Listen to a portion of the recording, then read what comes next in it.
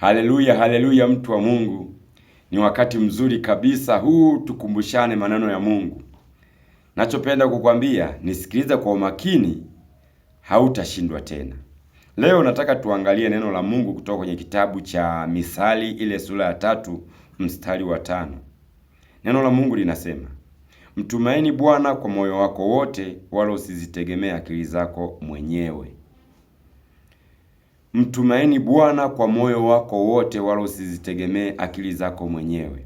Kumtumaini Bwana kwa moyo wako wote ni kwa namna gani? Mungu anajua katika maisha tunayoishi tunakutana na changamoto nyingi na magumu mengi, na ni jambo la kawaida kukutana na magumu au kukutana na njia panda katika maisha tunayoishi. Hasa Mungu anataka katika hali hiyo usikate tamaa, katika hali hiyo usivunjike moyo, katika hali hiyo usipoteze tumaini. Wewe endelea kumtumaini Mungu.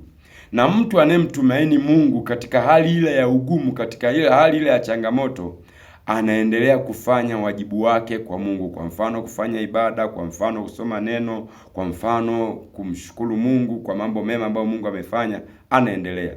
Lakini aliyekata tamaa anasema, mbona Mungu hapa hajatokea? Mbona hapa Mungu hajafanya?